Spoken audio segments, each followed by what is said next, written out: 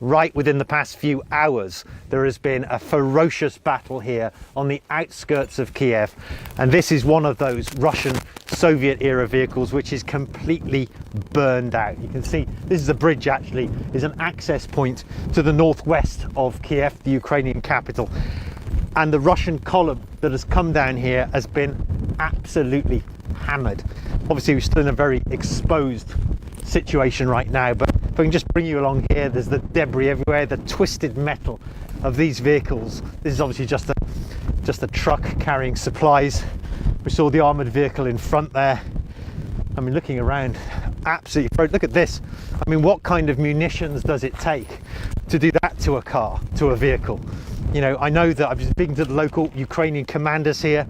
They've been saying that they were using Western anti-tank missiles to attack these columns. Look, so recent the battle, this vehicle is still smoking. There's still smoke coming out the back of that.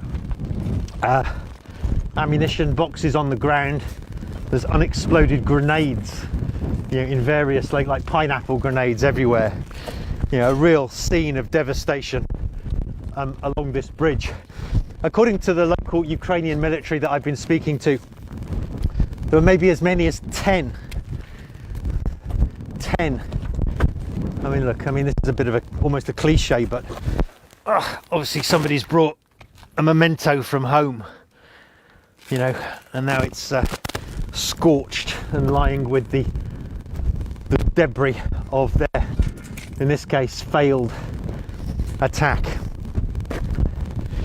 I mean, you know, all along this bridge, which is an access point, there are these vehicles that have been hammered by the Ukrainian forces. A bit of a Russian uniform there lying on the floor.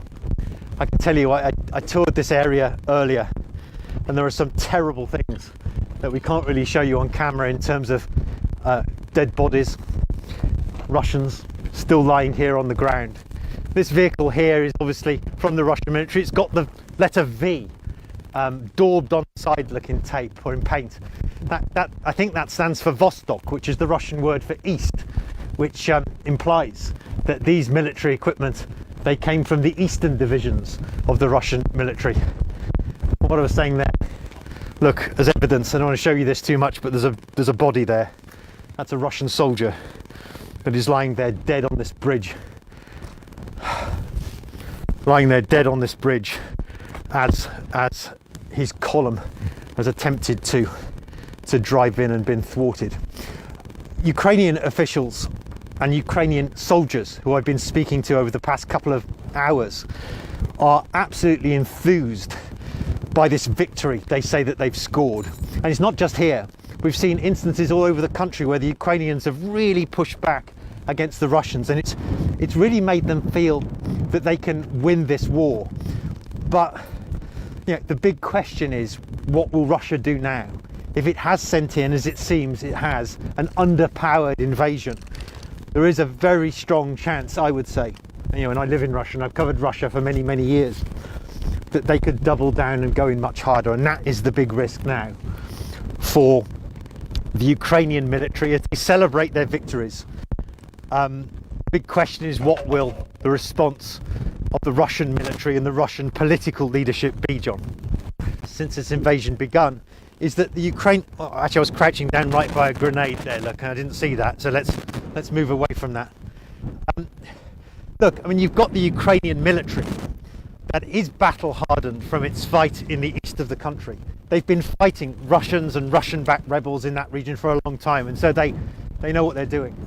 They've been bolstered by the arrival of, you know, Stinger missiles and anti-tank Javelin missiles from the United States and from other countries as well in the West. In fact, just yesterday, Sweden announced it was delivering 5,000 anti-tank missiles to this country to help Ukrainians defend against the Russian invasion. And so it's with the help of that weaponry that they've been able to really cause the Russians a significant amount of pain.